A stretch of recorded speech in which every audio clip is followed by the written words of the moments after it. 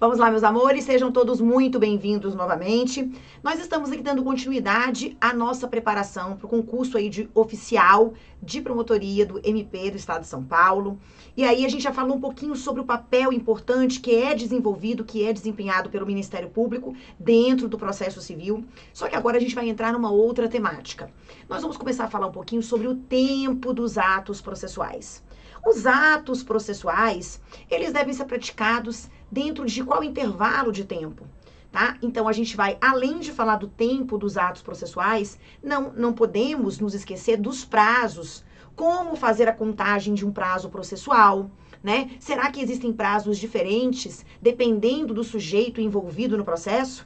E o que acontece se eu não pratico o ato processual previsto no Código dentro do prazo designado? Quais são as consequências jurídicas? Tá? Quais são as eventuais penalidades quando a gente não obedece o prazo processual?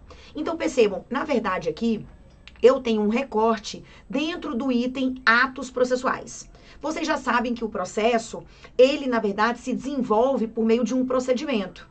Então, nós temos, por exemplo, no CPC, o procedimento comum, que é um procedimento um pouco mais extenso, dividido em fases, tá? Então, percebam. Vamos fazer um esqueminha que eu acho que é mais interessante para a gente poder se situar dentro desse tema inicial, que é o tema do tempo dos atos processuais, prazos e penalidades. Pode voltar comigo no nosso material. Então, aqui, ó, vamos continuar aqui. Eu estou nesse tópico, tempo dos atos processuais. Então, olha que interessante. Eu vou colocar até uma tela branca aqui agora. Deixa eu ver se vai dar certo aqui, a minha ideia. Para a gente poder fazer uma introdução básica. Então, volta aqui comigo. Olha que interessante. Quando a gente está falando de atos processuais, de tempo, eu tenho que lembrar o seguinte. O processo, vem aqui comigo, o processo, ele se desenvolve, tá? Por meio de um procedimento. Tá? Esse procedimento nada mais é do que uma sequência. Olha um conceitinho básico. Eu tenho aqui uma sequência lógica, olha lá, sequência lógica e ordenada, tem que ter ordem aqui, sequência lógica e ordenada de atos processuais. Então, o procedimento nada mais é do que uma sequência lógica e ordenada de atos processuais. Raquel, e essa sequência, ela vai desaguar onde? Sequência lógica e ordenada de atos processuais.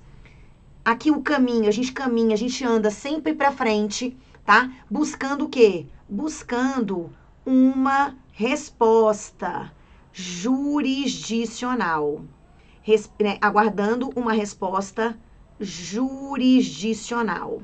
Então, por exemplo, quando a gente fala de procedimento, eu quero que vocês se lembrem que o procedimento é aquilo que vai acontecer no processo entre a petição inicial, isso aqui, quando eu estou falando de um processo, por exemplo, de conhecimento, um processo cognitivo, tá? Então, petição inicial até chegar na sentença, e aí você tem depois o fenômeno da coisa julgada. Muita coisa acontece nesse intervalo aqui, ó, tá? Vários atos processuais são praticados. Então, percebam, é preciso ter uma receitinha, eu sempre brinco, tem que ter uma receita de bolo, tá? Imagina se no processo, já que o procedimento e o código, ele prevê o procedimento comum, o código prevê os procedimentos especiais, de jurisdição contenciosa, de jurisdição voluntária. Quando a gente estuda, por exemplo, juizados especiais, lá o procedimento é diferente, é o procedimento sumaríssimo. Então, aqui é o que muda? Cada um vai dizer quais atos processuais devem ser praticados. E aí, quando eu falo de atos processuais, podem ser atos do juiz, atos do promotor, atos do autor, atos do réu, do escrivão ou chefe de secretaria, atos do conciliador e mediador judicial. Então, percebam quantas pessoas, quantos sujeitos participam do nosso processo. Então, eu preciso dizer o que cada um tem que fazer e o momento certo de fazer. Gente, se eu não trabalho com prazo, o processo não acaba nunca. Mesmo eu tendo uma receitinha de bolo, dizendo, olha, segue esse passo a passo aqui, tá? Mesmo a gente tendo prazo, os processos demoram. E há uma dificuldade de se alcançar a chamada duração razoável do processo. Então, a gente tem que ter um procedimento, um passo a passo. Petição inicial, faz o que com ela? Distribui. Depois vai para onde? Vai para as mãos do juiz. O juiz vai fazer um juízo de admissibilidade dessa petição inicial. Ele vai ver se estão presentes as condições da ação, os pressupostos processuais, requisitos de validade. Depois, vai ter uma audiência de conciliação, mediação. Não teve acordo. Então abre vista, abre prazo para o réu responder, para ele apresentar a contestação dele. E depois o autor vai ter que ser ouvido para dizer o que ele acha da contestação do réu, que é o que a gente chama de réplica. E aí o processo ele vai o quê, gente? Se desenvolvendo. Só que esse passo a passo, ele está previsto. E ele é o procedimento. Então, dependendo se eu estou no juizado, eu tenho um procedimento sumaríssimo, ele é mais dinâmico, ele é mais informal, ele é mais simples, tá? Os procedimentos especiais, vamos dar um exemplo? Uma ação possessória, uma ação de consignação em pagamento, um inventário quando a pessoa morre. O inventário é um procedimento especial. Então, o código vai dizer o passo a passo. Olha, o inventariante, os legitimados podem promover a abertura do inventário, depois a gente nomeia o inventariante, depois o inventariante apresenta as primeiras declarações, né? Vai falar lá quem faleceu, o que deixou, quem são os herdeiros, se tem dívida. Então, isso é o procedimento. O código, ele traz os procedimentos. E ele vai dizendo, né, já que procedimento é uma sequência lógica e ordenada de atos processuais, então eu preciso saber lidar com os atos processuais. Eu preciso saber, né, que atos são esses. Será que existe, Raquel, uma forma específica de praticar um ato processual? O código diz que existe o princípio da liberdade das formas. Então, artigo 188. Agora, às vezes, o próprio legislador pode exigir uma forma específica, tá? Então, aí você vai seguir essa forma. Mas, fora isso, nós temos uma liberdade, tá? Outra coisa, os atos processuais, em regra, eles são públicos. Em alguns casos, nós temos ali o segredo de justiça, artigo 189 do Código de Processo Civil. Então, percebam, aí o código ele vai trazendo atos. Quem pratica atos no processo? Raquel, um monte de sujeitos. Então, o código fala sobre os atos das partes, o código fala sobre os atos do juiz, os atos do oficial de justiça, do escrivão ou chefe de secretaria, certo? Então, ele começa a falar um pouco dos atos processuais. E aí, depois ele entra num tópico chamado tempo dos atos processuais. Além do tempo, porque o ato processual eu tenho que saber quem foi que praticou, eu tenho que saber onde ele é praticado. Normalmente, o ato processual é praticado na sede do juízo, né? Tem tempo para praticar o ato processual? Tem um tempo. Senão o quê? Tem que ter prazo. E aí a gente vai ver as consequências da desobediência dos prazos. Outra coisa, existem mecanismos de comunicação dos atos processuais. Como é que a gente comunica que vai ter uma audiência, né? Como é que a gente chama uma testemunha? Então, a gente também tem um tópico específico, que é o tópico da comunicação dos atos processuais. E aí a gente estuda as cartas, a citação, a intimação, né? Lembra, quando eu chamo um sujeito lá no processo, o autor, o réu, o terceiro, quando eu chamo pela primeira vez, o ato de comunicação é a citação. Quando eu chamo pela primeira vez, tá? Por exemplo, gente, quando eu chamo o réu, quando eu chamo o terceiro. Então, o primeiro chamamento, né? O autor não faz sentido, porque o autor é que ajuizou a ação. Então, o primeiro chamamento do demandado, do terceiro, é a citação. Depois da citação, os mecanismos de comunicação dos atos processuais são as intimações. Intima o autor para emendar a petição inicial. Aí, petição inicial está viciada, tem que completar documento. Então, o quê? Intima a testemunha para comparecer na audiência de instrução e julgamento, né? Intima o réu para se manifestar sobre um documento que o autor acabou de juntar no processo. Então, a gente lida muito com a citação e a intimação. E também temos as cartas. Elas entram dentro do tópico comunicação dos atos processuais. Carta precatória, carta rogatória, carta arbitral, carta de ordem. Mas eu tô dando para vocês uma visão sistemática dos atos processuais, que é um tema extremamente extenso, e a gente vai fazer um recorte. Então, a gente vai falar sobre o tempo, né? Os atos processuais, Raquel, são, né, por exemplo, o prazo. Como é que você conta um prazo? Será que considera dias corridos? Será que são dias úteis? Será que, como eu disse anteriormente, existem alguns sujeitos no processo que têm alguma prerrogativa de prazo em dobro? Inclusive, nós já falamos sobre isso na aula em que eu tratei do Ministério Público. Eu falei, olha, gente, cuidado, né? O Ministério Público, ele tem prerrogativas. Ele vai ter que ser intimado pessoalmente. Ele vai ter também prazo em dobro para todas as suas manifestações, exceto quando o próprio código ou a própria legislação colocar um prazo específico, um prazo próprio, tá? Então, nesse sentido, tá, meus amores? Então, a gente fez um recorte. Eu precisava apenas fazer com vocês essa introdução pra gente não ficar perdido, né? Tem que entender um pouco. Então, só volta aqui comigo no material. Ó, eu falei pra vocês que existe aí o processo, né? O processo, ele deve ser entendido como sendo uma relação, olha lá, relação jurídica. O processo nada mais é do que uma relação jurídica processual. Então, relação jurídica processual. Então, eu tenho aqui, ó, autor que provoca a jurisdição. A gente fala que o desenho é uma relação jurídica triangular processual. Autor de um lado, réu do outro, e aqui a jurisdição sendo provocada, né, o Estado juiz, ok? Então, o autor, ele dá o primeiro pontapé por meio da sua petição inicial. O réu passa a fazer parte dessa relação jurídica processual a partir da sua citação válida, ok? Que é um mecanismo de comunicação dos atos processuais. E aí, lembra, o procedimento é uma sequência lógica e ordenada de atos processuais que seguem em busca de uma resposta jurisdicional, tá? É claro, gente, o procedimento, quando nós estamos tratando aqui, ó, se você tá buscando um processo ou uma fase cognitiva, que a gente fala que é o processo de conhecimento, fase cognitiva. Raquel, o sujeito bateu no meu carro, eu quero ser indenizado, ele diz que ele não teve culpa, eu entendo que ele teve. Então, aqui é um processo de conhecimento, uma fase de conhecimento, para que o juiz ele certifique de quem é o direito. Então, o que vai acontecer? Aqui, eu tenho o procedimento, e esse procedimento, ele pode ser um procedimento comum, ele pode ser um procedimento especial. Lembra que eu falei lá do inventário? Ele pode ser um procedimento sumaríssimo. Esse sumaríssimo, ele não está previsto no CPC. Ele está previsto nas leis que tratam dos juizados especiais.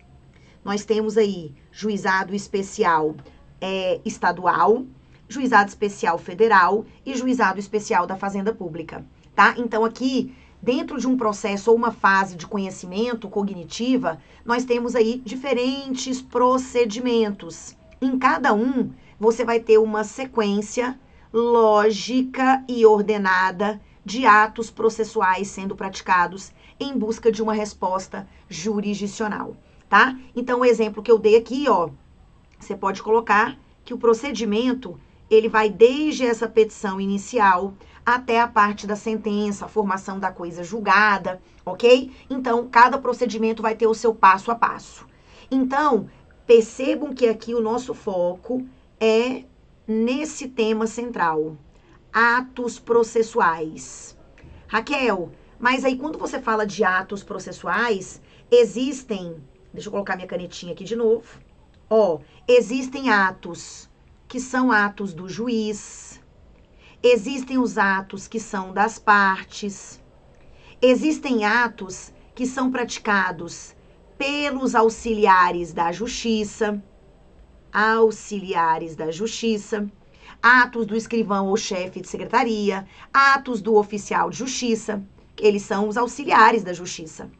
Então, cada um dá a sua contribuição. Auxiliares da Justiça. Então, tem alguns artigos aqui que são bem pontuais. Então, eu vou passando para vocês, tá? Sobre os atos do juiz, a gente pode colocar aí de maneira específica o artigo 203 e 204. 203 e 204. Raquel, os atos das partes. 200 ao artigo 202. 200 ao artigo 202. E aí, temos os atos do escrivão ou chefe de secretaria, tá? Que também são previstos o quê, gente? Que estão também previstos no Código. Você tem aí, ó, do artigo 206 até o artigo 211. Então, 206 até o artigo 211 do CPC. Gente, quando eu falo dos atos das partes, o Código diz: o ato que a parte pratica, o autor, o réu, são manifestações unilaterais, declarações unilaterais ou bilaterais de vontade. Uma vez, né, juntada ali a petição com uma determinada declaração, ela produz efeitos imediatos, com exceção da desistência. Por quê? Quando o autor diz assim, desisto da ação. Então, no caso da desistência, presta atenção, no caso da desistência, tá? Ela só vai produzir efeitos depois que ela é homologada pelo juiz. Os outros atos de manifestação de vontade do autor e do réu, uma vez manifestados no processo, produzem efeitos imediatos. Mas a desistência, para ela produzir efeitos, a desistência da ação, ela precisa ser homologada pelo juiz. Tá no artigo 200, ok? Raquel, quais são os pronunciamentos, quais são os principais atos praticados pelo juiz? Gente, o juiz, ele vai proferir despachos, o juiz vai proferir decisões interlocutórias, o juiz vai proferir sentenças. Quando eu tô falando de tribunal, lembra que eles se reúnem, os desembargadores, os ministros? Então, ali eu vou estar tratando de quê, gente? Eu vou estar tratando de decisões, em regra, decisões colegiadas, coletivas. Então, a gente fala muito de um pronunciamento chamado acórdão, que é quando se reúnem os membros e eles realmente chegam a uma determinada conclusão.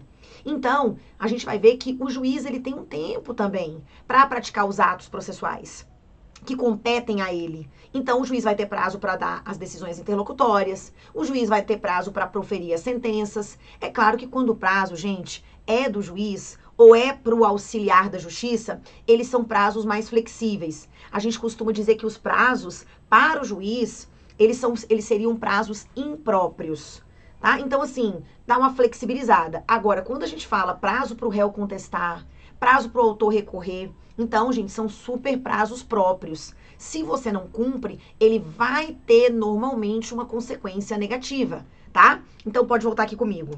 Raquel, então você falou aí desses atos, tá? Eu quero só destacar com vocês esses atos do juiz, tá? Então, deixa eu até usar uma outra cor aqui da minha canetinha, porque isso aqui vai ter um tópico para falar sobre isso dentro de prazo.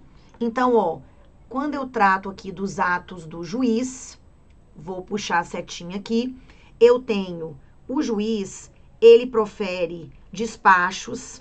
Os despachos são apenas para impulsionar o processo, é um pronunciamento do juiz que apenas impulsiona, não tem natureza decisória, tá? Não tem conteúdo decisório. Despachos, depois tem decisão, aqui ó, decisões interlocutórias, decisões interlocutórias, tem também as sentenças, que podem ser sem resolução de mérito ou com resolução de mérito, e a decisão que normalmente é proferida no tribunal, tá? Que são decisões coletivas, que a gente chama de acórdão. Vocês querem tentar entender isso aqui? Então, eu vou manter as minhas anotações, vou manter aqui para vocês e vou colocar mais uma telinha branca. Porque às vezes a gente fica falando desses assuntos, eles ficam muito soltos, né? Então, eu quero evitar que esses temas fiquem soltos na cabeça de vocês. Prestem atenção. Aqui, ó, imagina uma ação indenizatória. uma pessoa iniciou uma ação indenizatória. A pessoa entrou com a ação e ela quer danos materiais. Ação indenizatória. Pois bem, eu tenho aqui a petição inicial. Aí, gente, imagina, o juiz, ele deu um despacho, ele determinou, cite-se o réu. Cite-se o réu. O juiz deu um despacho positivo. O processo foi evoluindo, o juiz deu uma decisão interlocutória, tá? O juiz deu uma decisão interlocutória. Vamos dar um exemplo? Ele indeferiu aqui uma liminar. Indeferiu uma tutela provisória que foi requerida. Ele indeferiu uma tutela provisória. Depois, lá na frente, ele deu uma decisão interlocutória em que ele indeferiu uma prova pericial. Ele disse, não, a gente não vai precisar de perícia nesse processo. E aí o processo foi seguindo, até a gente chegar na sentença. Percebam que aqui a gente tem vários atos, né? Raquel, a parte inconformada com a sentença, imagina, quem perdeu acabou querendo recorrer. Então, a parte que perdeu, a parte sucumbente, ela quer recorrer. Ela quer apresentar um recurso. Regra geral, o recurso contra a sentença é o recurso de apelação. E aí, essa apelação, ela vai para onde? Para o tribunal. Olha que interessante. O tribunal, aqui a gente teria a segunda instância.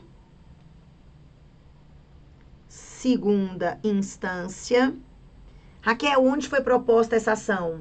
No nosso exemplo, é uma petição inicial em uma vara cível. Por exemplo, uma vara cível de Campinas. Então, a minha apelação vai para o TJ, o quê, gente? O TJ São Paulo, ok? Vai para o TJ São Paulo. Ok, chegando no tribunal, o tribunal, na hora de julgar a minha apelação, o tribunal, reunido, os membros lá da turma, proferem um acórdão, ok? Dentro da turma, uma turma cível do TJ São Paulo, vamos colocar assim, TJ São Paulo, aqui a ação a ser ajuizada em Campinas, certo? Então, percebam, quando o juiz apenas impulsiona o processo, você tem o despacho. Raquel, depois ele vai analisando situações incidentais e ele vai proferindo ao longo do processo decisões interlocutórias, tá? Até chegar onde? Até chegar na sentença. E aqui a gente põe, né, um fim à fase de conhecimento em primeira instância, tá? Depois, a gente viu que existe o acórdão, tá? Tomem cuidado, porque o código, quando ele vai falar dos atos, dos pronunciamentos do juiz, no artigo 203, que eu já passei para vocês, tá? O que acontece? Ele coloca que existem atos meramente ordinatórios, como a juntada de um documento, uma certidão. Isso não é o juiz, esse tipo de ato não é o juiz que pratica, é o servidor, autorizado pelo juiz. Aí o juiz pode revisar o ato quando necessário. Então, esses atos meramente ordinatórios são praticados pelo servidor, tá? Independente aqui de, né, despacho do juiz, e ele revisa se ele entender que é necessário, ok? Então, por que eu tô fazendo tudo isso? Porque quando a gente fala de prazo, eu vou dizer assim, prazo para que seja praticado um ato da parte, prazo para que seja praticado um ato do juiz. E aí eu não posso me perder, eu tenho que saber que existem atos das partes, que existem atos do juiz, né? Que os prazos, quando são para o juiz e para o auxiliar de justiça, né, o auxiliar do juiz, eles são prazos mais flexíveis. que os prazos para as partes, eles são prazos mais rígidos, têm consequências jurídicas muitas vezes bem negativas, tá? E aí a gente vai ver se é possível, por exemplo, mudar esse prazo, tá? Um detalhe importante, o juiz, ele pode, gente, no iniciozinho ali do processo de preferência, o juiz, ele pode marcar uma audiência com as partes e montar um calendário processual. Ele pode também montar o calendário e submeter às partes, perguntando se elas concordam. É um negócio jurídico processual típico.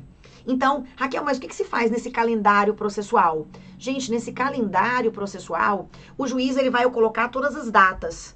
Ele já vai fixar todos os prazos. Olha, o réu tem até tal dia para oferecer contestação, depois o autor tem até tal dia para oferecer a réplica, depois o prazo para especificar provas, a audiência de instrução e julgamento, se houver, vai ser nessa data, depois a minha sentença vai estar pronta nessa data. O juiz, ele monta um calendário processual com todas as datas. E aí, se as partes concordarem com o calendário, tá? Então, nesse caso, gente, essas datas, as partes já saem intimadas dessas datas todas, não haverá uma nova intimação, tá? Essas datas só poderão ser alteradas em situações excepcionais, ok? E aí o que? Vinculam as partes e o próprio juiz. E esse calendário é uma bênção, porque esse calendário, ele auxilia, na verdade, no cumprimento da prerrogativa, da garantia constitucional, da duração razoável do processo. Certo? Então, o nosso código contempla, sim, esse tal desse calendário processual, em que a gente já fixa de uma maneira prévia todos os prazos, saindo todo mundo intimado e vinculando as partes, mas também o juiz. Então, volta aqui comigo. Aqui, meus amores, eu super mega recomendo o quê? Eu recomendo a leitura, vou colocar até uma atenção aqui, em vermelhinho, tá? Porque relaciona-se, de alguma maneira, com a questão do prazo, a atenção. Para o quê, gente? O artigo 191 do CPC, quando ele trata do calendário processual.